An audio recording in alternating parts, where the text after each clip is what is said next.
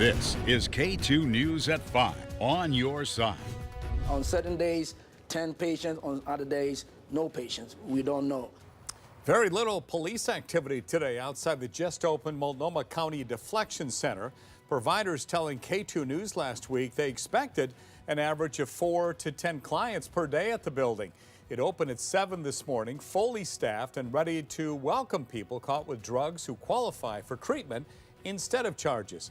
Good evening. Thanks for joining us, everybody. I'm Steve Dunn. And I'm Deb Knapp. A K2 crew spent most of the day outside the center, and so far they've not seen a single police drop-off. K2's Christina Giardinelli joins us live outside the center. And Christina, neighbors getting ready to meet with county leaders this evening.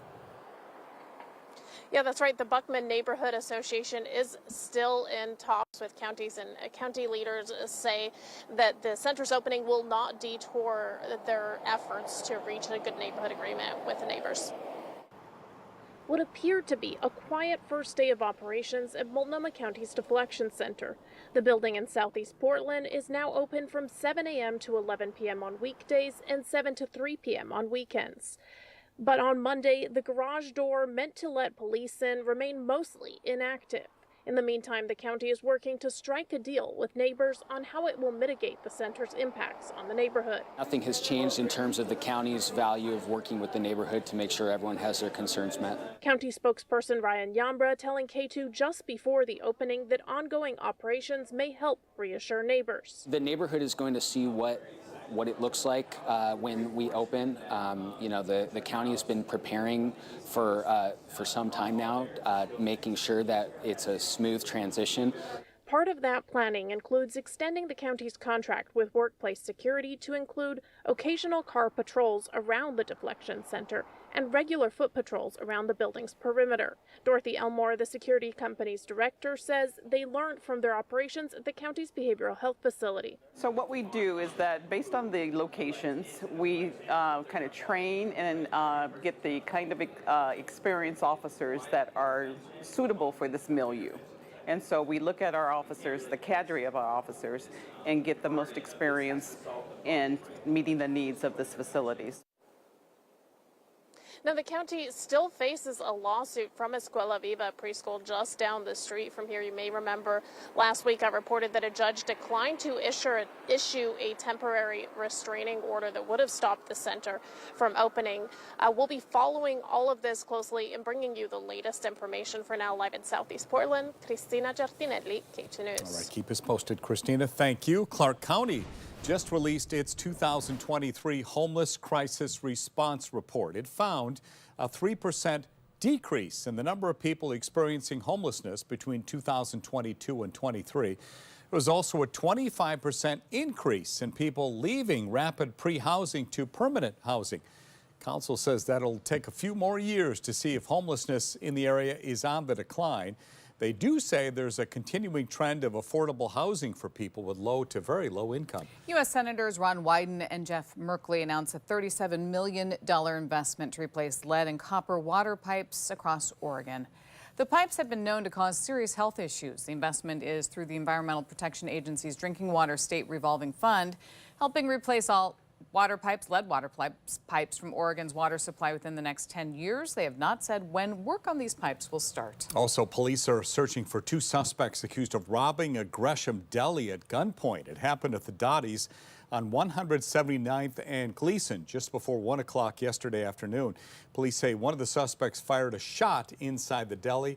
Nobody was hurt. There are just 21 days until the general election, and the deadline for voter registration is tomorrow. In Oregon, you can register to vote in person at local election offices through 5 p.m. this Tuesday, October 15th, but you have until 11:59 p.m. Tuesday to register online. If you plan to register by mail, it must be postmarked by Tuesday. Those of you in Washington have a little bit more time. You can register in person during early voting from Friday, October 18th through Election Day, Tuesday, November 5th. If you want to register online, you have until 11:59 p.m. on October 28th to do that. And if you're sending in your registration by mail, it must be received by October 28th. Not sure if you're registered? You can verify your status on headcount.org/verify voter registration. One of the big races voters will decide who will be the next mayor of Portland. K2's on your side, helping you make an informed decision on who will represent you. So this Thursday, 6 p.m., K2 News is partnering with Willamette University for a debate between 5 candidates vying for the mayor's office. You can watch it live on air, our website, and YouTube. Tonight, we're working to get more information about a person who was rescued from Ecola State Park. A K2 viewer sent us video of a person stranded on rocks. Nanuet London said a Coast Guard helicopter lifted them to safety. K2 reached out to the Coast Guard for details and find out if anybody was injured. We'll let you know what we find out. A new mission to explore Jupiter's moon is now underway. A NASA spacecraft was launched this morning and will reach Jupiter's moon, Europa, to monitor its ocean. We're bringing in K2's Allison Gottlieb, who's in southeast Portland. So, Allison, the University of Oregon has a special interest in this trip. That's right. The University of Oregon research is aboard the space probe. Ignition and liftoff. A mission to a moon billions of miles away. Right now, NASA's newest space probe is headed to Europa, one of Jupiter's moons. A University of Oregon researcher helped create 2 of the 9 scientific instruments aboard the Europa Clipper space probe. The goal, to understand how deep and salty the moon's underground ocean is, because where there's water, there could be life. Jim Todd, director at OMSI, talked to K2 about the exploration that will take place over the next 5.5 years. Europa, for many years that we have known Europa, that the Voyager and what have you, has water, and it has the frozen ice, and detecting and getting an understanding about the ocean, perhaps, under that water. So that's pretty exciting, and so that's what's gonna take a while. The probe is expected to reach Jupiter in May of 2030. It will work with JUICE, the Jupiter Icy Moons Explorer spacecraft, which launched in April 2023. It will arrive to study Jupiter and its moons in July of 2031. The data from this trip will help determine where the moon's icy surface ends and where the subsurface ocean begins. Live in southeast Portland, Allison Gottlieb, K2 News. Allison, thank you. Dave Salesky is here, talking about the weather, of course, and we knew that rain was coming, and here it is. Yeah, boy, it's like a light switch going off. You had a weekend of daytime highs in the 70s, nothing but sunshine out there. Today, well, fall weather is arriving across the Pacific Northwest. Cooler, cloudy, and wetter weather, and snow levels later this week will be falling as well at or even below pass elevation in the Cascades. Now, here's radar over the past 3 hours. Again, not much going on. There have been a few light rain showers on the northern part of the coast. But we are going to see, besides increasing clouds this evening, some wetter weather also arriving into the metropolitan area late tonight.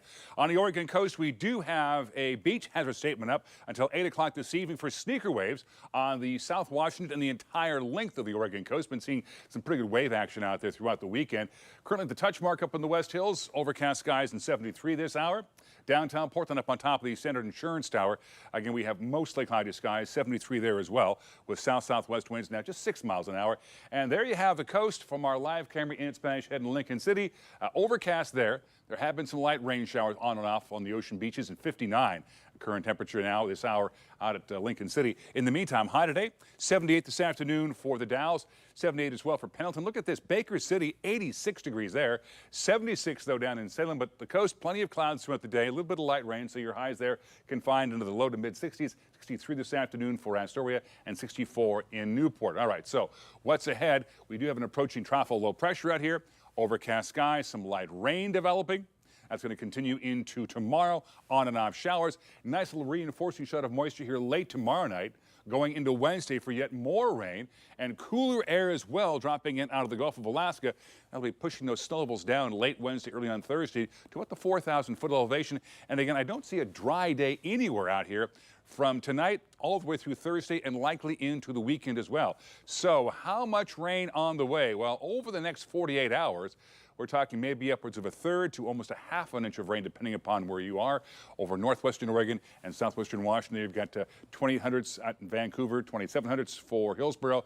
But again, Gresham maybe over 4/10 of an inch of rain and maybe half of an inch of rain possible out in the Troutdale area towards the west end of the gorge.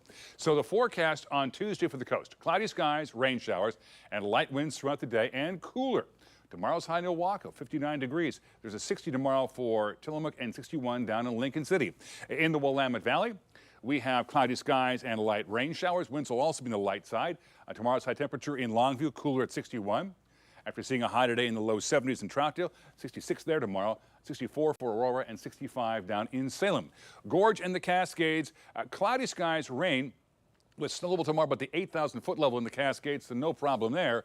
West winds about 5 to 10 miles an hour. We'll see some sun breaks out towards the Dalles and 70, and tomorrow's high temperature at Welch is 59 degrees.